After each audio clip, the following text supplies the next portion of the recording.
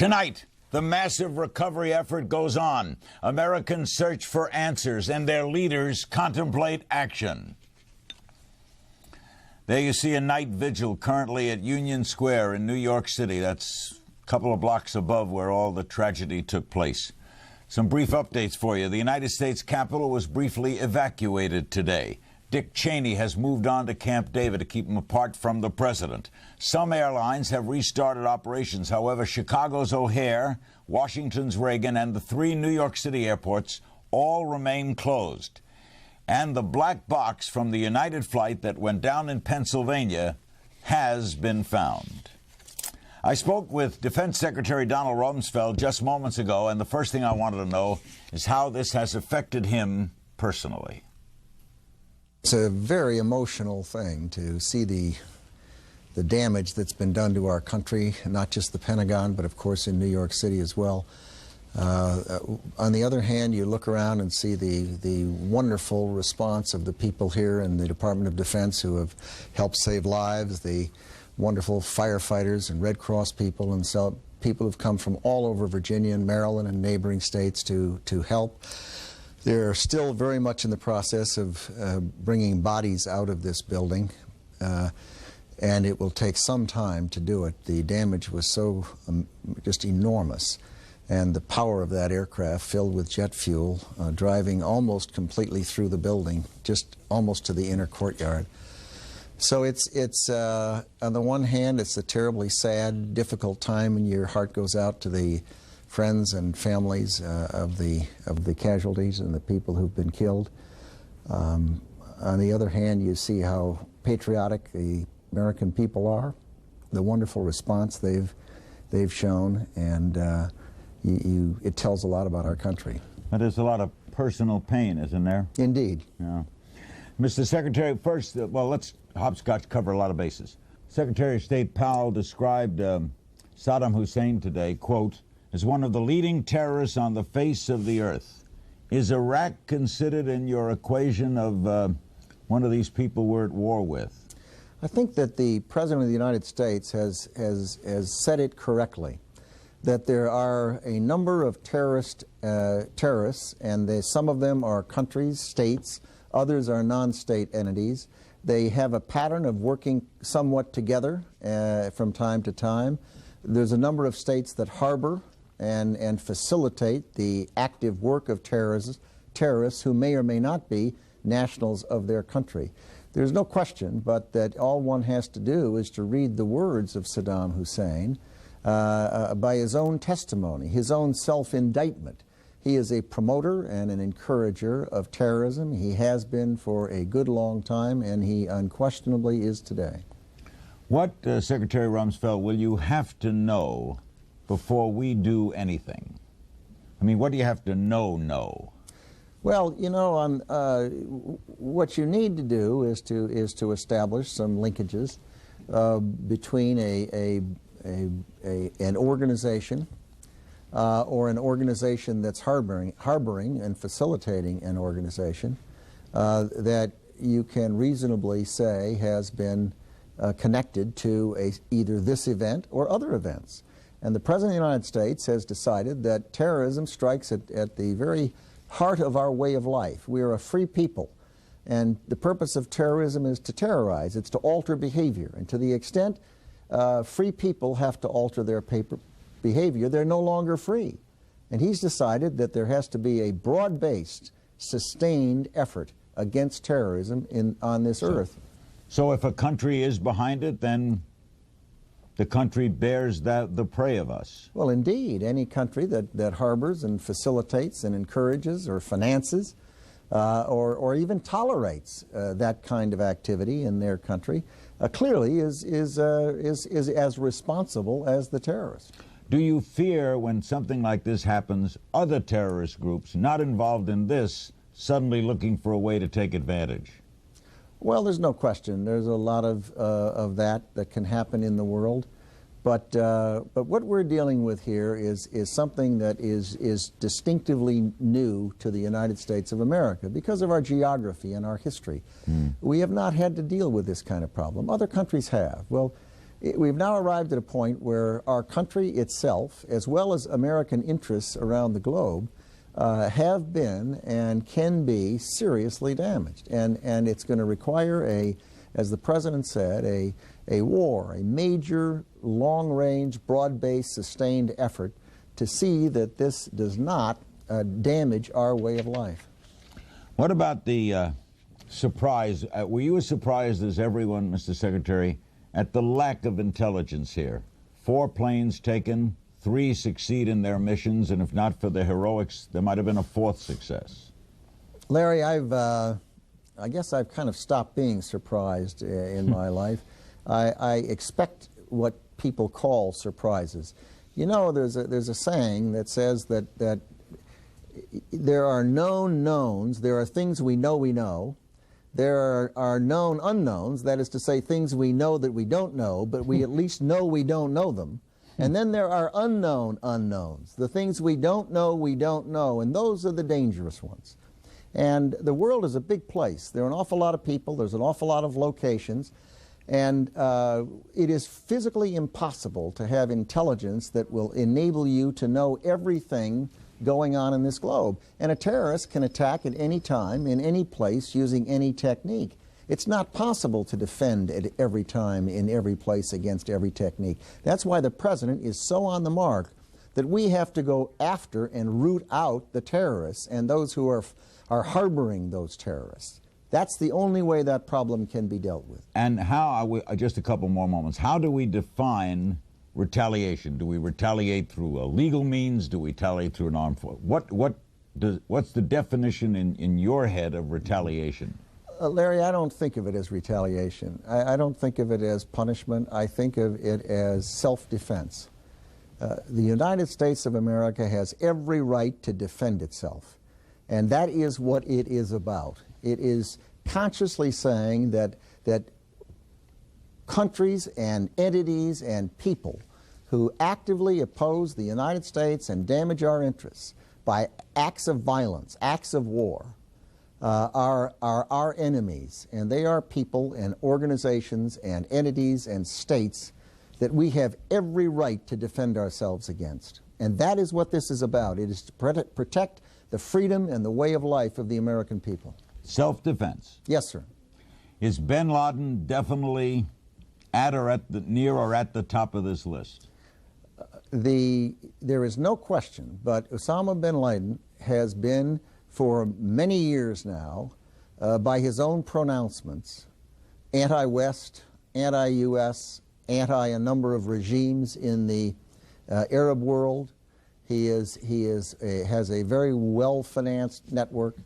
It is at the right moment, the President and the United States government will decide what it intends to do by way of characterizing countries or characterizing individuals like Osama bin Laden, and whether or not in our judgment they have or do not have a direct relationship to this activity, but that time has not come. And any comments on the Capitol Hill evacuation earlier? No, I really don't. I've been in and around government for a long time, and I've seen bomb threats in buildings that I've occupied many, many times. As a matter of fact, we had one here at the Pentagon this morning at, I believe, 7 o'clock or something. And it is not unusual. We learn to live with these things, and we come back to work and go about our business. And those military planes flying around Washington and New York, that will continue?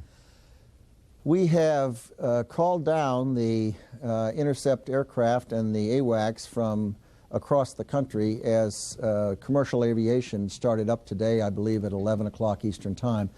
We have continued to fly some so-called CAP aircraft in the Washington-New York corridor, and I have not made a decision as to when I will call that down. And we do, however, have interceptors on strip alert, 15-minute alert, across the country on some 26 bases, so we've got an awful lot of men and women who are doing a great job.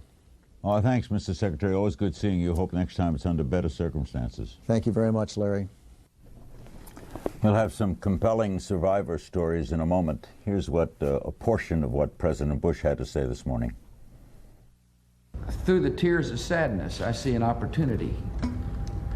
Make no mistake about it, this nation is sad. But we're also tough and resolute. And now's an opportunity to do generations a favor by coming together and whipping terrorism, hunting it down, finding it, and holding them accountable. You're watching a special edition of Larry King Live. We'll be with you live throughout the weekend, by the way, and in a little while, Senator Hillary Rodham Clinton will join us. Right now, let's go to New York. Standing by are Brian and Jean Monahan. Their 21-year-old son, also named Brian, is missing in the World Trade Center. John Genovese, his brother Steve, is missing at the World Trade Center. Steve worked as a trader for Cantor Fitzgerald on the 104th floor. And Lenny and Leona Zeppelin, their son Mark, is missing as well, and he also worked for Cantor Fitzgerald. Let's start with Brian and Jean. I understand, Brian, this was the, second day your son was on the job? Yes, it was, Larry. And when did you hear from him at all that morning, Jean, or, Yes, or I either did. one? I did. Wow. He called me at 9 o'clock and told me that the building next door to him just exploded, and it was on, and I said, what do you mean exploded? And he said, flames are coming out, people are on the roof, I gotta go. And he hung up, and that was the last I heard from him. And then we have heard, Brian, that he could have, he was going to leave Building 2 and then went back in to volunteer? Well, the story that we got, Larry, was one of the girls that he was with, they were going down to the stairs. He was with them. She made it to the 78th floor with him and his partner, Maurice. And when she got out the building, they were asking for volunteers, and when she turned around, he was gone. So apparently he either went back into the building or he stayed in the building to try to help. And who, Jean, if anyone, gives you any information about him, if at all? I haven't gotten really any information. I've checked lists, I've called hospitals, but it's still, everything's unknown. You're going to go to Bellevue tomorrow? What's at Bellevue? Bellevue has another list they put up. They seem to update the list every day, they say, so tomorrow I'll just go back downtown again. What kind of boy is your son, Brian? He's a happy fella. He's a great kid. Everybody that knows him likes him.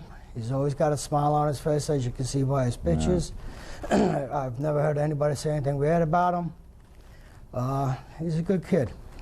Jeannie, is he the kind of kid that would run back in to help? Yes, he would. We wish you the best. Thank Brian you. and Jean Monahan. Now joining us is John Genovese. His brother Steve is missing as well at the World Trade Center. Steve worked on the 104th floor. He was a trader for Cantor Fitzgerald. John, when did you last talk to Steve? I did not speak to him on Tuesday morning. He actually left a message with his wife, Shelley, right after the first plane hit. He said he was just going to try and evacuate the building as soon as he could. Is he your younger brother or older brother? He's a year younger, Larry. He left a message for his wife, right? That is correct. Do you know what he said? He said, Shelley, I think the building just got hit by a plane or a bomb or something like that, and I have to get out of here. I have to leave as soon as I can. John, what do you do, by the way?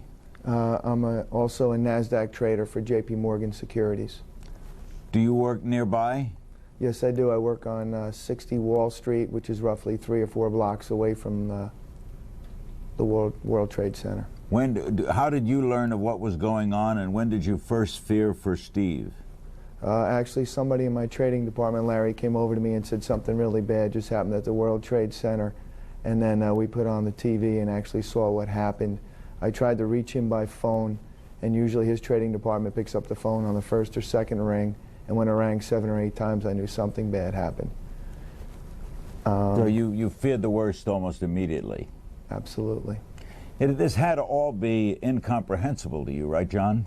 Yes, but Steve's been through this actually in 1993 when the first bombing happened.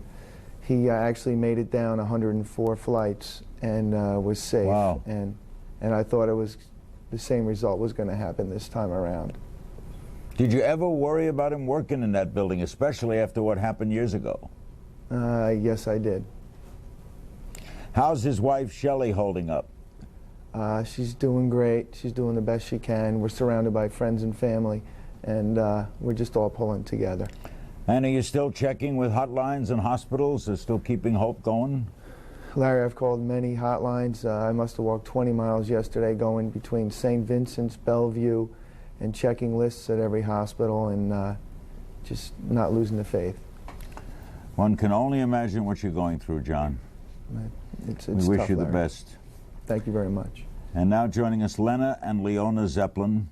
Their son, Mark, is missing at the World Trade Center. Mark is 33 years old. He also worked for Cantor Fitzgerald. Leona, when did you last hear from Mark?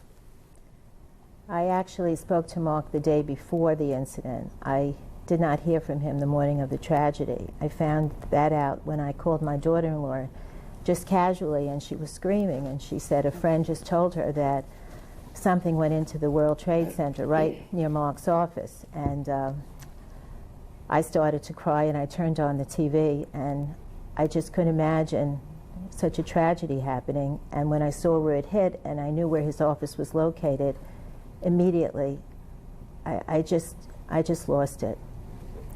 And I really didn't sleep. And then the next day, we've been in the city, and we've been in the city today, checking lists, going from place to place, just doing whatever we can to find out if anyone knows of his whereabouts or who spoke to him in his last moments, and even just to meet somebody, to speak to anyone who's going through the same experience as we are in that new Mark in Cantor Fitzgerald. I know his Make a daughter-in-law connection. would like that, to To make make the a connection, because we're devastated. Lenny, where were you? I was in my school. I'm a principal, Larry, and I received a notice from my wife that the plane had hit the building, and I was in shock. I ran home through the Rockaways with my car and picked up my wife, and we moved from there. Is Mark your only child? No, we have a daughter named Jocelyn, who's a speech therapist in Manhattan. The firm he worked for, how long was he with Cantor Fitzgerald? They've really been hit the worst, I guess, as a Right. firm.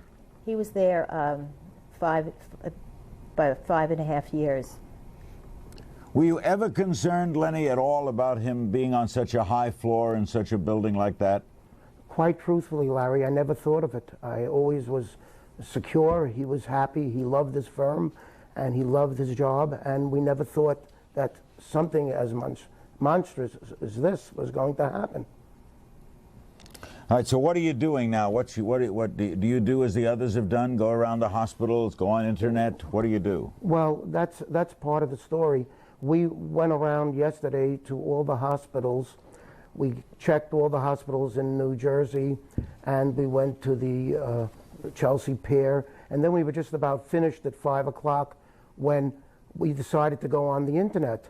And when we went on the internet on NewYork.com through Microsoft MSN.com, we saw my son's name listed on the internet as a survivor. And we were shocked that he was on the internet. It said 1642, the time, Right. fine condition. Right. It gave us a case number, and we were related. We were not going to leave New York until but it didn't tell us what hospital or where he was. So we ran around. We finally ended up at the Pierre Hotel where Cantor Fitzgerald has a staging section to notify everyone. And they said that list was erroneous. That list was a fraud. There were no members. We don't have any of those our members on that list. We haven't heard of any from Cantor Fitzgerald that was on that list. So I was really very, very down. I waited until 8:30 until they were going to broadcast the names of the hospitals associated with the victims. It never came.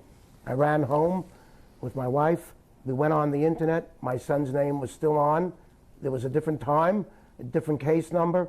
I wrote to the person who was in charge of that list, and he sent it back to me, a message saying he was sorry, there were errors on the list, he doesn't know where my son is, and I asked him to validate the list where he got I still don't know where he got my son's name from. What a tragedy. Yeah, I mean, it's So your bad hopes enough. were Yeah. high as possible. Right, we were elated and hysterical with, in a positive, just feeling terrific. And then it was almost worse because then we went really down to ground zero in terms of our own emotions, because we just could not believe that he would survive. We even said, gee, this is going to be the story of the century, how he did get down. And we were so thrilled. We were just doing whatever we could to find him, and obviously it was just worse for us. Thank you, Lenny and Leona. We wish you every good wish, and remind our viewers that anyone looking for people missing in these attacks can email photos to missing@cnn.com. missing@cnn.com. The night vigil continues. This is at Union Square area. That's around 14th Street in Manhattan. Joining us now here in Los Angeles is another devastated gentleman. He is Michael Cherkasky. He is president and CEO of Kroll Incorporated, the risk consulting company. 7 years ago, that company was hired by the Port Authority to assess the risk and security at the World Trade Center and at area airports. Michael's a former prosecutor. He prosecuted John Gotti. And he lost in that accident the former FBI agent John O'Neill, who you recently hired, right? We recently placed him at the Port Authority. To, in fact, head their security. And it is absolutely devastating to have us consult with them, the Port Authority, and to try to put in great security in a client who is conscious about its obligations to put in security and to protect its people and to protect its clients, and to have this devastating attack occur and to fail to be able to do anything about it. in all your security planning, and that's your business, right? That's our business. Did you ever think of anything like this? Well, you think about things, but you don't think about the staccato attacks that in fact occurred here. 1, 2, 3, you try to take the punch. You have concentric circles of security that you try to plan for. You try to do assessments. You try to do that kind of concentric circles. But to be able to be prepared for this, Mr. O'Neill, who was one of the world's experts in terrorism, He was on this show once. by had the way. worked understood these kind of terrorist activities. We could locally plan. We think O'Neill would have been proud of our planning. Where was he? He was actually in the first tower that was struck, fairly high up, and we were planning to have a meeting with that group at 9:30 that day with some of our people. Was anything learned from that first attack years ago? Well, what was learned were obviously lessons forgotten, Larry, unfortunately. Like? Lessons of vigilance. Unfortunately, maybe we only lost 6 people that day. But we learned about this group. We learned what they were willing to do. We learned about the cell nature of it. But we forgot those lessons. We didn't have good intelligence. We had good local planning at the Port Authority, but it didn't do any good. All right. Was it also a failure of your company? Well, we don't think it was a failure of our company or of the port. We don't think that there have been conversations about how do you get people out of there quicker. Could we have gotten people out of the South Tower quicker? There's been some discussions about people were told to stay still. Yeah, or go back in. Or go back in. But there was an assessment phase. No one knew that second jet was going to strike. And in fact, in the assessment phase, the danger of falling debris from that first tower very well could have been the greatest danger, so that you couldn't presume that a second jet was going to hit.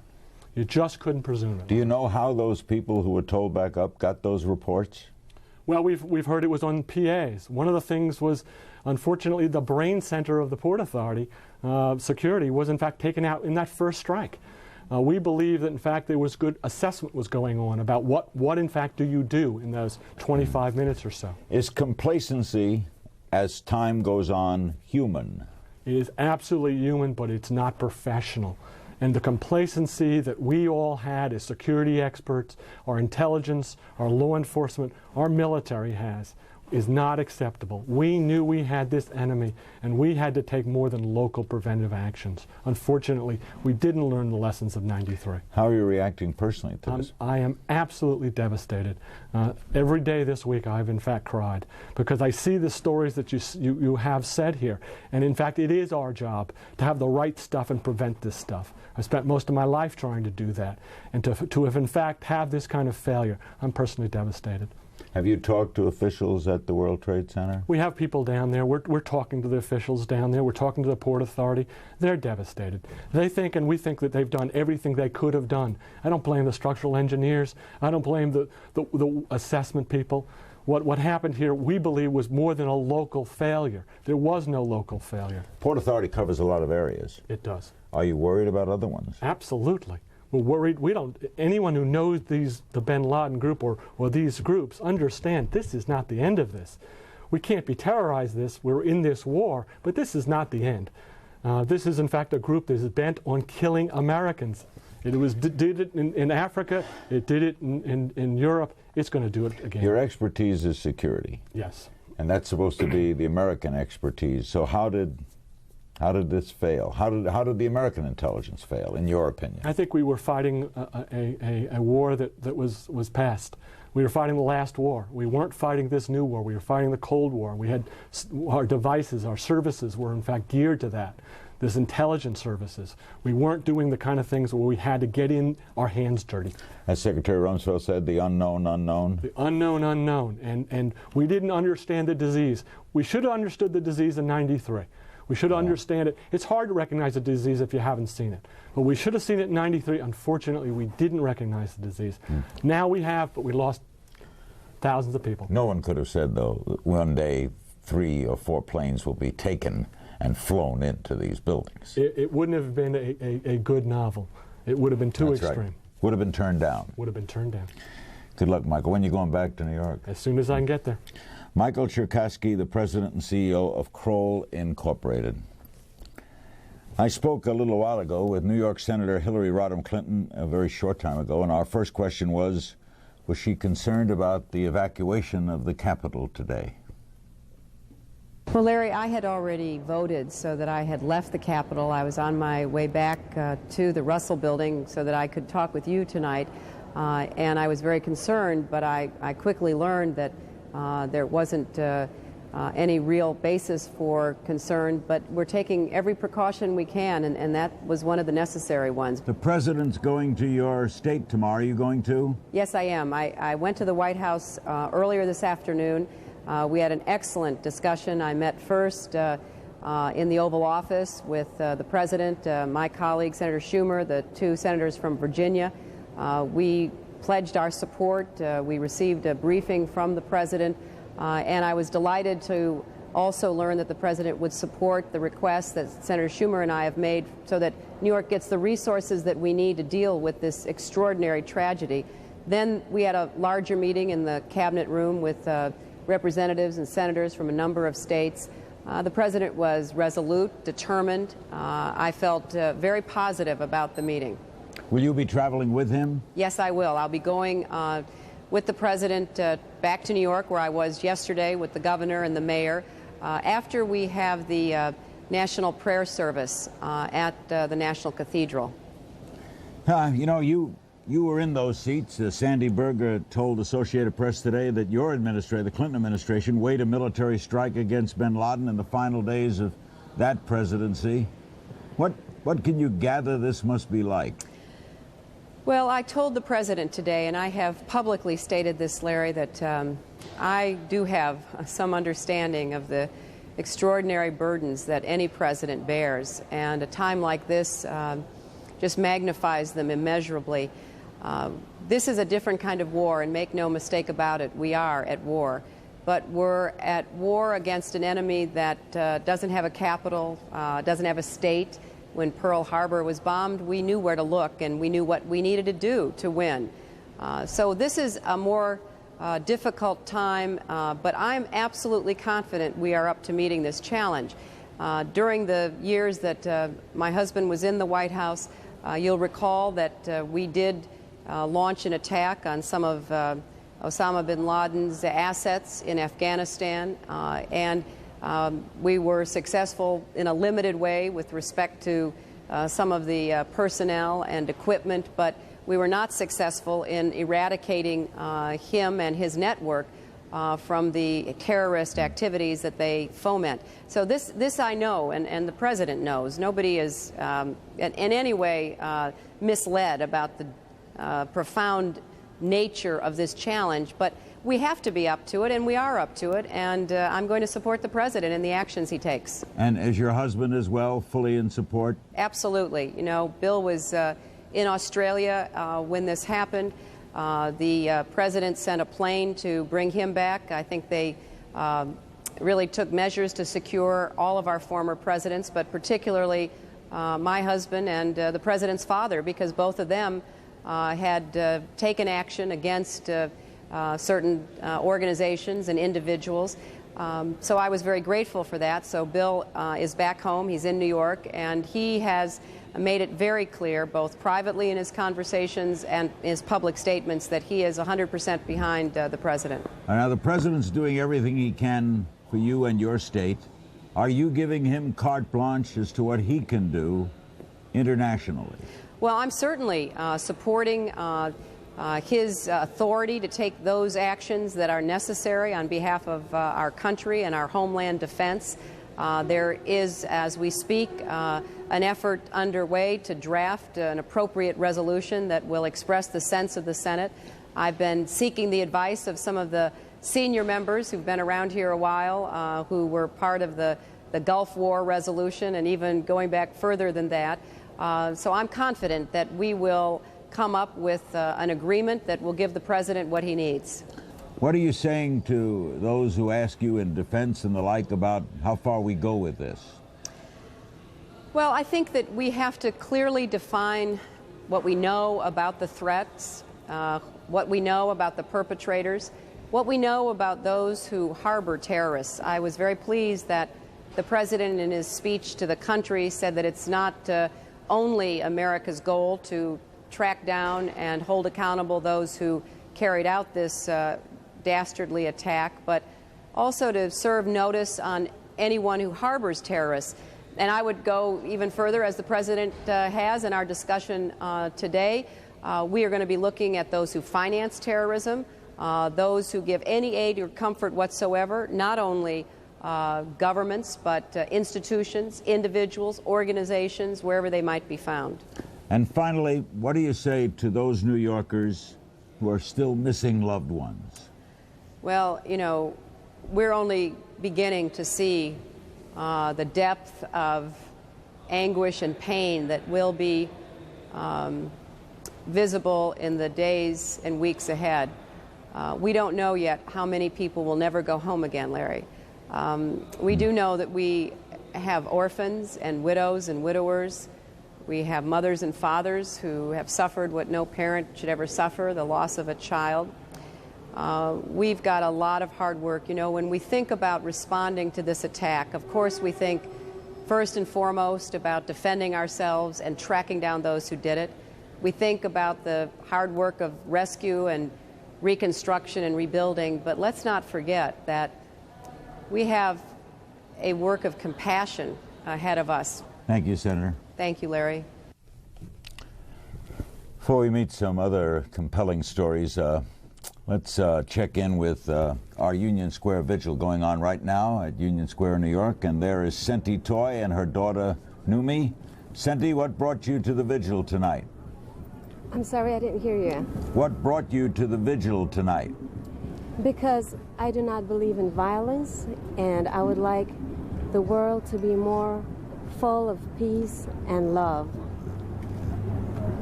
Where do you live in Manhattan? Yes, I do. And how old is little Numi there? Numi is 4.5. The world should be full of peace and love, but what happened wasn't peace or love. No, it wasn't. Do you think we should retaliate? No, that's why we're here, because we do not want to retaliate. So what are you saying to the government? That we should not act with violence, but instead with love, because violence will only lead to more violence, and that's not good. Thank you, Senti. Good luck, Thank Numi. you. Senti, Toy, and Numi at the Union Square Vigil. Joining us now in Los Angeles are Bradley and Deborah Burlingame. Their brother Charles was the pilot of American Airlines Flight 77, scheduled from Dulles to L.A. It crashed into the Pentagon. In New York, David Thale and Charles Mankin, David and Carl Mankin in Washington. David and Carl are civilians working for Army Public Affairs. Both have seen active military duty, and both are survivors of the attack on the Pentagon. First, we'll start with Bradley and Deborah. Charles was the oldest of Yes. the brothers. Tell me about your late captain brother, Bradley. We called him Chick. That was his nickname. Chick. He was Charles III and an Annapolis graduate. He started flying a couple of years after he graduated from Annapolis. He's been flying for 30 years. He was a Navy fighter pilot, and even after he left the Navy, he served in the Naval Reserve, and ironically worked for many years in the Pentagon in the Naval Reserve with his naval colleagues. It's so He ironic. worked where he died. Yes. Well, we don't know that his office was actually there because they've been renovating the Pentagon for the last 2 years. But he'd been at the Pentagon, right? Many times. Yes. How did you first learn of this, Deborah? Well, it was surreal, actually, because I was asleep at 6 in the morning and my... In California? No, here in Los Angeles. Yeah, in California. You were in California. Yes, in Right. California. And we have another brother in Pennsylvania, and his wife, who is a very, very dear friend of mine, Anine, called me at 6 in the morning and she said, "I'm sorry to wake you up, but you've got to go turn on the television set right now. A plane just crashed into the World Trade Center." And she said, "I was watching it and another plane crashed in minutes ago." And I quick rush turned it on, and I Not thinking of your brother at all, right? Well, no, because wasn't flying out no, of there. because you're not thinking sensibly, and I was thinking, well, this is New York. My brother flies out of Dulles, and he's usually going to the West Coast, so he wouldn't be up in New York airspace. So you're watching in horror at this scene. And I'm watching in horror, Then what? and it also appeared they were already replaying the second strike, and it didn't look like the kind of plane my brother flew. It looked too small. If you can imagine an airplane that big dwarfed by those towers. So Anine said, "Gee, you don't think that could be Chick, do you?" And I said, no, but this is horrible. And I was immediately thinking, those poor pilots, because, of course, pilots always say they are the first at the scene of any accident, being up there in the cockpit. They see horrific things, you know, and don't live to tell the tale. So I was just devastated. She was crying, I was crying. Brad called me. And then I saw the report on the Pentagon, because that happened maybe 20 minutes later. An NBC reporter was saying there's been a bomb explosion of some kind on the west side of the and Pentagon. you called, you knew? I knew. I had received a phone call within 60 minutes from a colleague of my brother's who had already joined his wife at their house to inform her. American pilots and all airline pilots, I'm sure the United pilots, this was the same scene at their household as well, are close-knit families. And he told you on the phone? Chick's friend Tom called, and I, like Deborah, had been watching the television. I had an eerie feeling. My wife asked me what was going on, and Tom called me. As soon as I heard his voice, I knew. And of course, And you told Deborah? I called my sister, and she called the rest of the family. It was a terrible moment. And he called me. He was screaming into the phone. And, of course, I used to be a flight attendant many, many years ago, so in addition to my brother, we really feel a connection with airline people and have a lot of airline friends, apart from my brother. And so we're devastated to see these scenes like this, and this is just an extraordinary scene. So I didn't know what he was saying. He was screaming, and then I caught the word Chick. It's Chick. And there's no words to describe. You hear crime victims' families being told, this is a murder scene. This is a mass murder, and it's incomprehensible. Your mother died last year? 10 months ago. Your father's buried at Arlington. Yep, Chick has a daughter from a first marriage. that's right. 2 stepsons from Yes. the current marriage. Yes. How's the wife handling all this? Sherry is upset, naturally, very, very upset. But the best thing is, and it's quite comforting for us, is that she's got her family around her. She's got people from American Airlines around her, Navy buddies. Any of you planning to go to Washington? We're trying to put together a memorial next week. It's difficult. There's so much going on. And Where we did Chick realize- live? Chick lived in Oak Hill, which is not too far from the Dulles area, and he was actually planning part of a 30th year reunion at the United States Naval Academy next weekend. And There'll be a burial at Arlington. Right? we hope so. We hope. With any remains that are found, right? Well, he'll be interred in some way, and of course, we are assuming he's entitled to be buried at Arlington because he was a 29-year naval veteran. But the thing is, even with my father, who was buried there with honors right near the Tomb of the Unknown Soldier, we had to wait for almost 3 weeks for his burial because the World War II generation is dying in, record numbers, and you wait if you have any kind of ceremony. Angry, Bradley? My emotions are across the board. I'm sad. I'm in disbelief. Yes, I'm angry.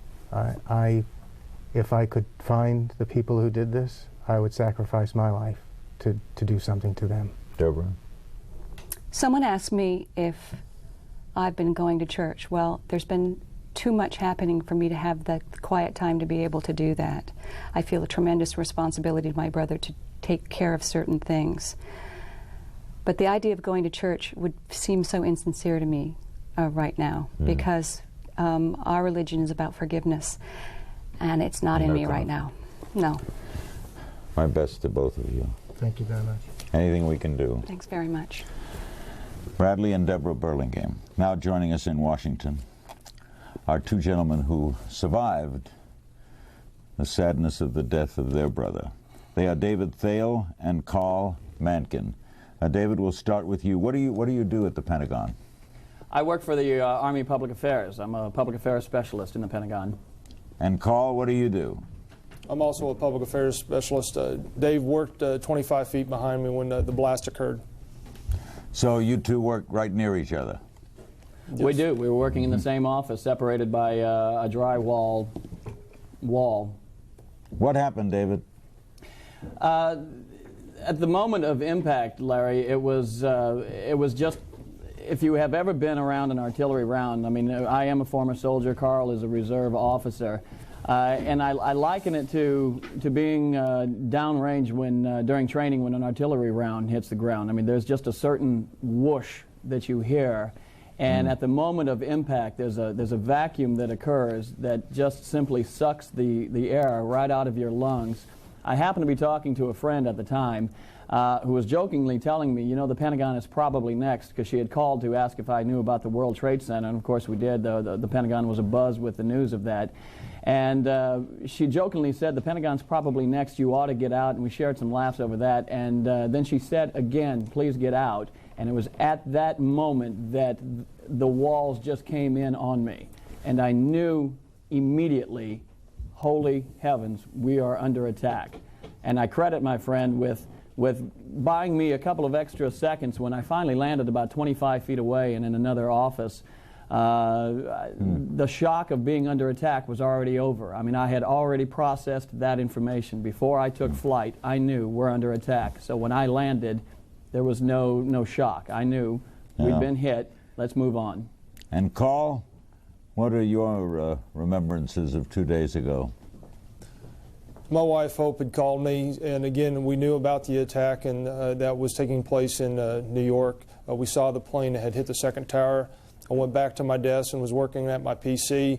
Again, the sound was just like just a huge explosion. The tearing of metal, the ripping of boards, the walls collapsing, and I was in my chair, and my PC hit me in my face. I have a bruise on my head.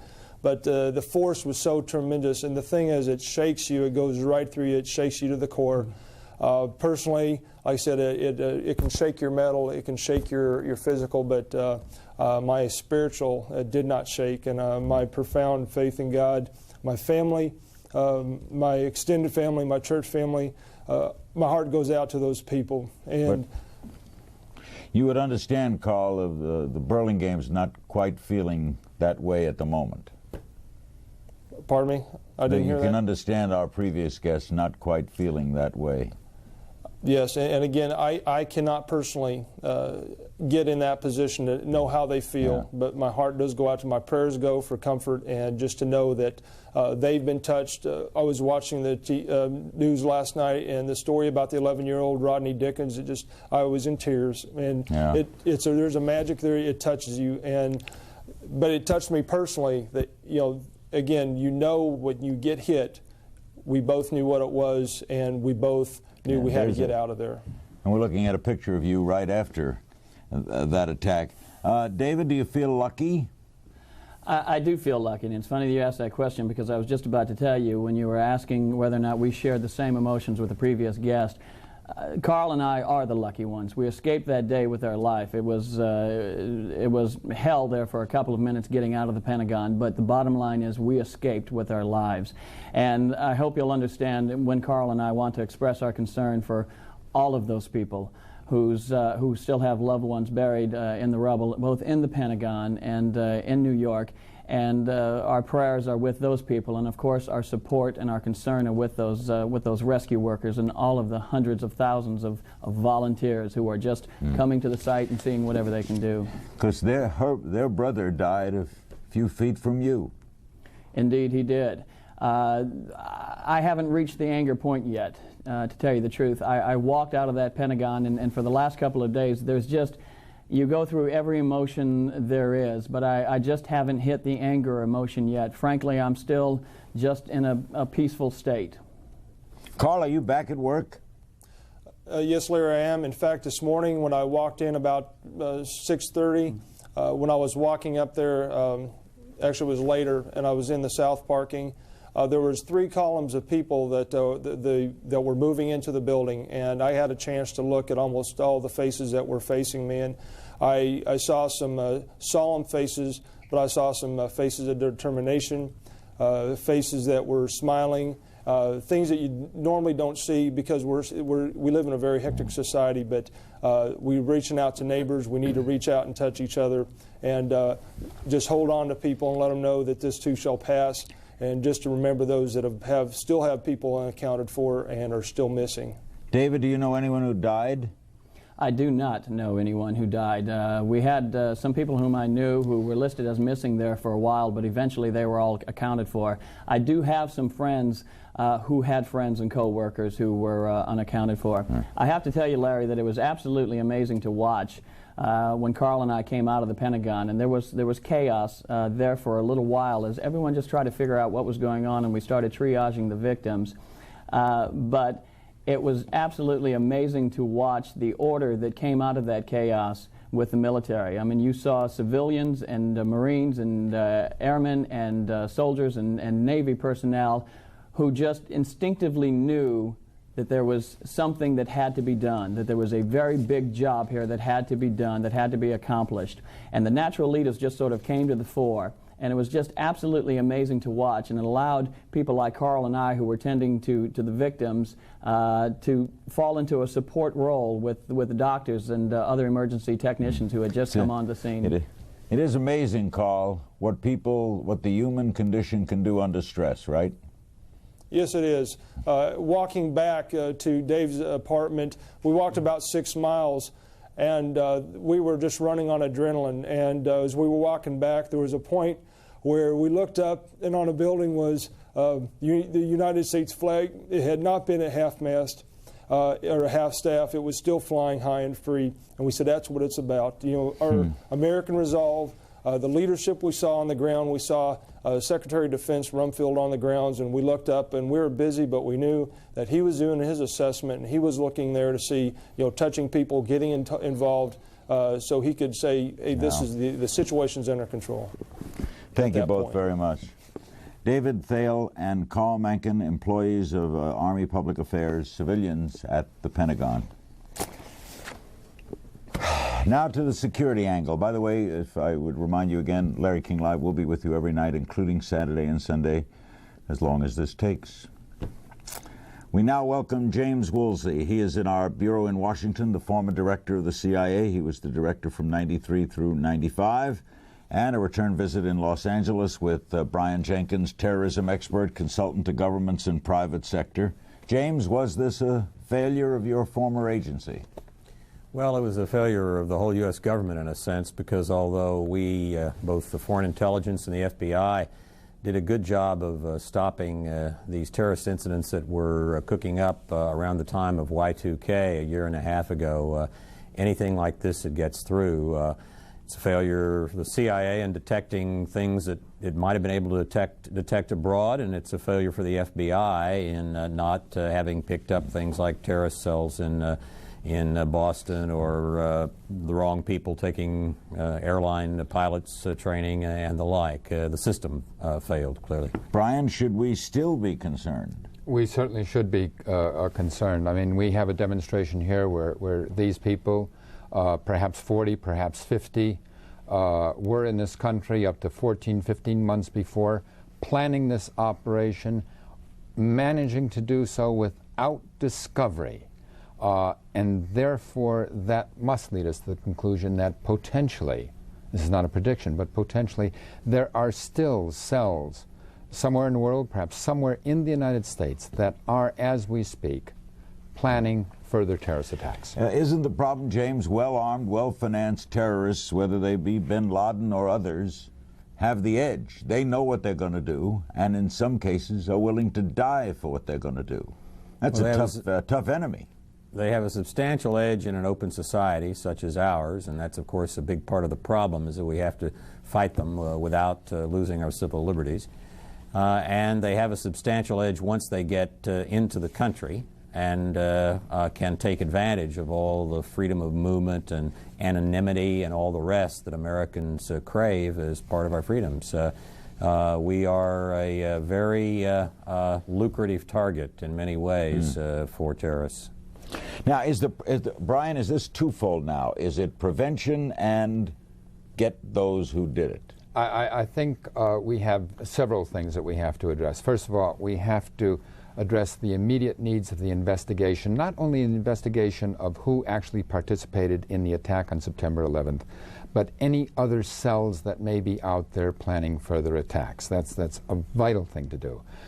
Second, we have to ensure that we use this occasion to conduct a wholesale review of the security measures in effect at commercial aviation, in other places, in order not to permit this kind of a thing to occur again, while realistically understanding that we cannot prevent every terrorist attack. Number three, we have to certainly do whatever we can to bring those who are responsible for this to justice, whether in this country, where they will face our criminal justice system, if there are survivors to this thing, and abroad, whatever we need to do to reckon with them. And then finally, we have to demonstrate that this type of attack on the United States will not be productive, will not be tolerated. Do we, somewhere along the line here, James, in your opinion, have to give up some of those civil liberties? I certainly hope not. What we may have to give up is some time and some convenience. Air travel is certainly going to be a lot slower than it has been in the past, and perhaps more expensive. Congress today, the Minority Leader, Congressman Gephardt, said they were, of the House, said they were discussing the details of what types of national identification cards Americans should carry. We have always balked at that sort of thing that many other countries do before because of our concern about big government and the like. Some of those types of steps may be ones that are going to have to be taken. What we very much hope, of course, is that none of the fundamental rights are curtailed, and we have to keep that from happening. And Larry, let me add one point. You know, in the aftermath of Pearl Harbor, the United States did a terrible thing. It locked up the Nisei, the Japanese Americans. And the three men who were probably most responsible for that were Franklin Delano Roosevelt, Earl Warren, who was then running for governor of California, he was Attorney General, and Hugo Black, who was the Supreme Court justice who wrote the decision that upheld the actions of putting the Nisai in the concentration camps. Probably the three greatest names in liberalism and civil liberties in 20th century America. So even people who care a lot about civil liberties can do awful things when the country gets scared, and we need to be cautious about that. An important reminder. We're short on time, but Brian, are you pessimistic short term? I wouldn't say pessimistic or optimistic. I would say realistic. We are about to enter a very perilous period. We've gone through a terrible tragedy. Our actions may well provoke further actions. Even without our actions, there may be further actions carried out against us. We have to be realistic. What we're looking at now, by the way, as we thank James Woolsey and Brian Jenkins, are live pictures from the Pentagon. Live pictures tonight. Fire's still burning. Before we meet the final guests during this special edition of Larry King Live, here's some more words from the President this morning. I think about the families, the children.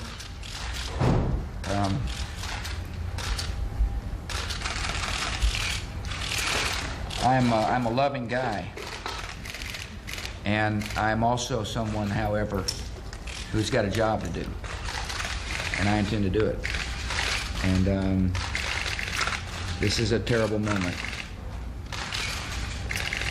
But this country will not relent until we have saved ourselves and others from the terrible tragedy that came upon America. Thank you. Thank you. And you're looking at more moments from the vigil tonight at Union Square in New York. We're going to end on an upbeat note, a good story. Joseph Berger and Teresa Grimmig join us. They are husband and wife. They are in Secaucus, New Jersey. Their young daughter, Isabel, and you see her right there, was separated from their caregiver after the home of where the caregiver was evacuated. For many hours, they had no idea where she was. How did you find her, Joseph? We talked to most of our friends and asked them to call anyone they knew who could possibly help.